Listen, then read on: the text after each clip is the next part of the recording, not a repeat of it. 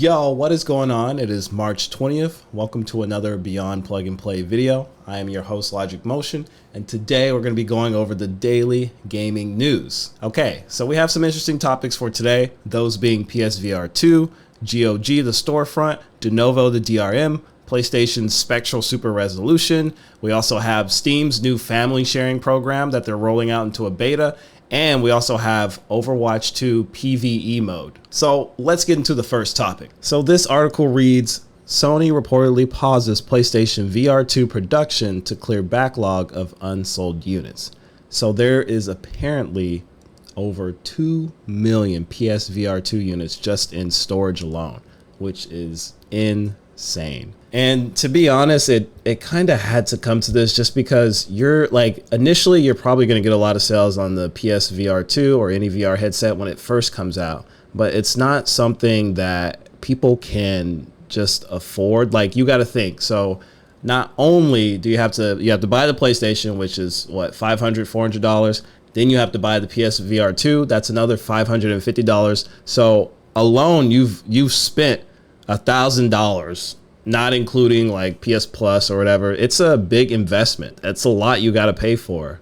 So not everybody's going to be willing to sign up to get a PSVR 2. And it is a beautiful headset and it does look really great, OLED screen and all that. It's amazing, but it's just not worth that huge entry level cost, especially if you're just coming into the PlayStation ecosystem. Sony has been looking into ways in getting PSVR 2 to work with PC, and I think that would open up a lot of possibilities for people on PC that might not have a headset yet. They might be willing, or people that have the headset and there's not really any games on PlayStation and they want to play some stuff on PC, so they could do both. So I hope Sony eventually rolls out that update so PSVR 2 is just seamless on PC. I mean, you know, people are still buying your PSVR 2 headset, right? Even if they're not PlayStation players, they're PC players, you're getting those 2 million units out of storage. So it's not a bad idea to get it working. We also have GOG teaming up with Luna, which is Amazon's cloud gaming streaming service or whatever,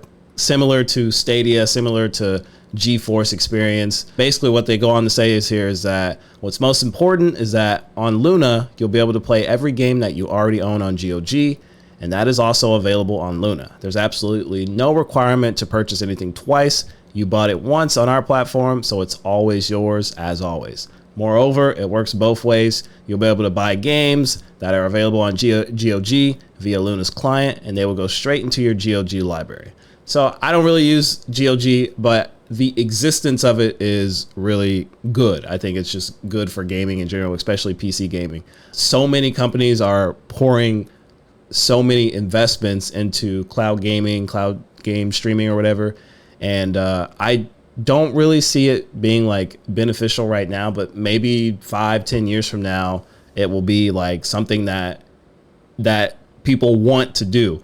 It must be popular. You have Xbox doing it, you have Nvidia doing it. So there's a demographic for it out there. As of right now, I have like pretty good internet, and it's always been unreliable for me in terms of latency and just overall quality.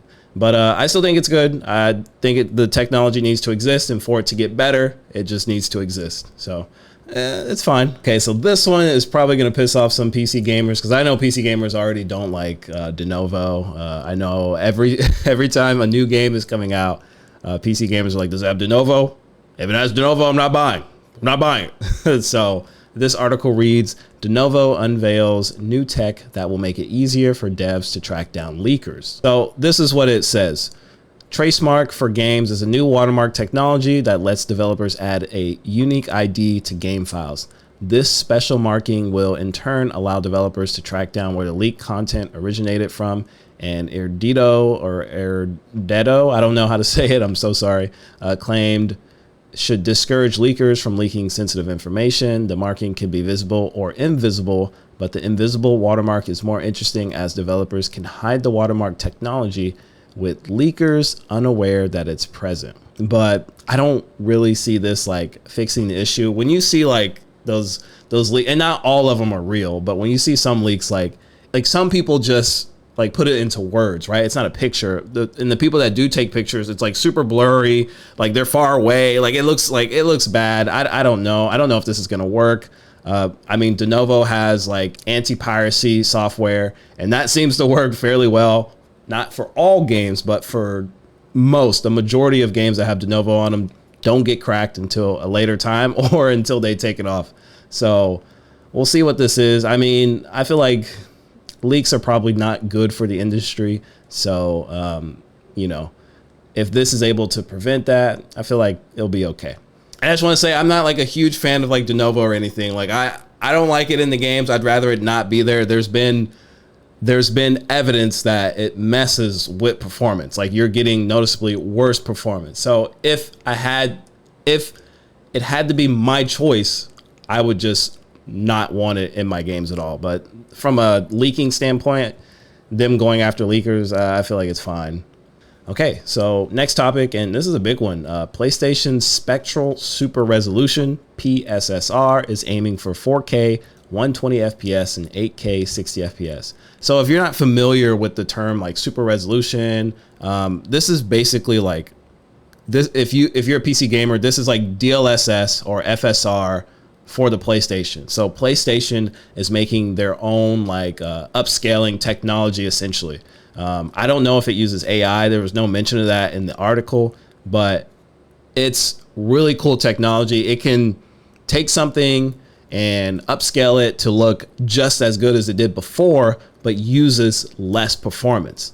It's really cool. It makes games run super great. It's awesome. So if they're able to work this out and put it into the PS5, like you could probably have some games that didn't run so well run really great now on PlayStation if they add that technology to that game. So I'm kind of excited for this because this means like games will run better on console, and in turn maybe they'll run better on PC. Everybody's got their own super upscaling technology. Like you have NVIDIA with DLSS, AMD with FSR, Intel with XESS, now PlayStation with PSSR. I feel like this is good for gaming. This is great. Games will run better, games will look better, and everybody will be happy. You can't go wrong there. You can't go wrong. And the biggest update for today, at least for me, is Steam introducing Steam families. So Steam has always had like this family group share thing that you can kind of do, but the way it worked before is if I had someone on my family plan on Steam and they wanted to play one of my games, they would play my game and I couldn't play any of my other games. So it would basically lock me out of my gaming, all my games on my account. If that person was playing a game on my account, I could still play games on their account, but it didn't work vice versa. So what this does, this new family plan does, is that if someone's playing a different game on my account, like let's say I own, like, let's just make it easy. Let's say I own Call of Duty 1 and Call of Duty 2, and I have someone on my account and they play Call of Duty 2. Well, I can still play Call of Duty 1 even if they're playing Call of Duty 2 on my account. It's no longer locking me out of my games, which is super cool.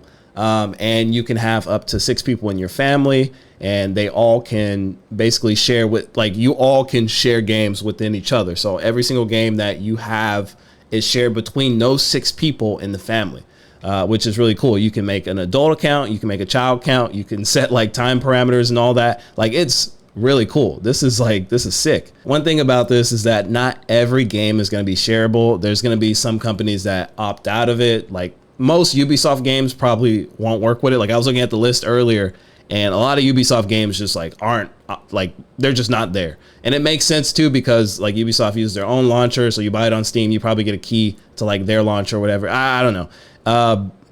There's just some games you won't be able to do this with, but I think a majority of games you will be able to do it with.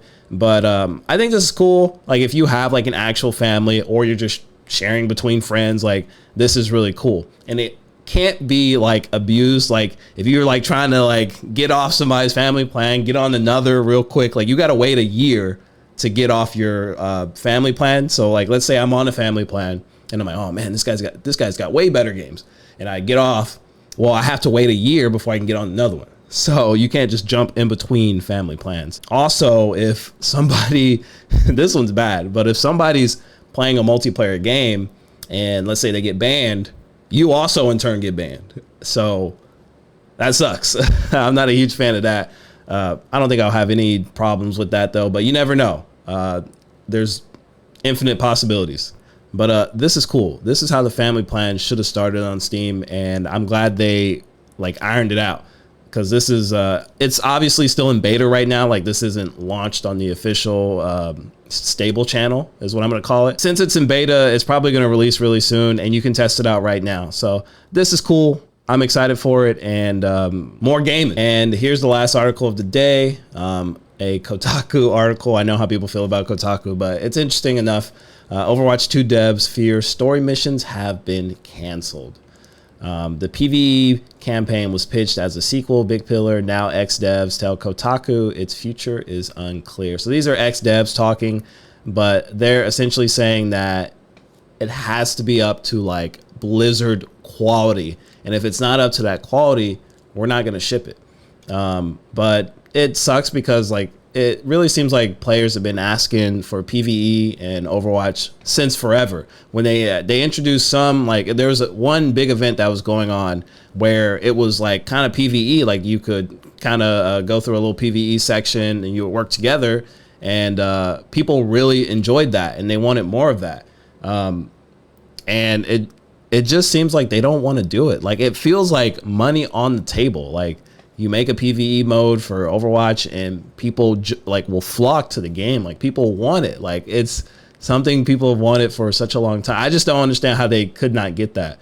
I mean, it's not even too late. Like, if they were like in a perfect world, have a complete PvE mode ready and it dropped like tomorrow, so many people would jump on. I think people that don't even play Overwatch would jump on it. They would be so excited for it because the game has so much personality, so much character. So I don't know. It's not too late to release a PvE mode for Overwatch and it be like successful, but at this point, it just seems like they don't want to do it. All right, well, that's all the news I got for today. What do you think about the PSVR situation? What do you think about GOG and Luna teaming up together? Amazon, Denuvo stopping leakers, or apparently stopping leakers, because we know that stuff doesn't always 100% works. What do you think about PlayStation's new Spectral Super Resolution to compete with maybe DLSS or FSR or even XeSS from Intel? What do you think about that? The Steam new family sharing, that's probably my favorite update out of like all of these. That one is like the coolest. But let me know in the comments below. If you made it this far in the video, please do give it a thumbs up. If you thought it was a bad video, give it a thumbs down, be honest. But I really do appreciate you guys that made it this far. If you made it this far, let me hear you say some fish burgers if you made it this far. Just say that and I'll be like, this guy's a trooper. But we're gonna come out with some more videos. We're gonna try to stay consistent, and we're gonna keep this thing moving. But I'm rambling. This has been LoGicMoTion, and I'll see you next time. Thank you for watching another Beyond Plug and Play video. We out.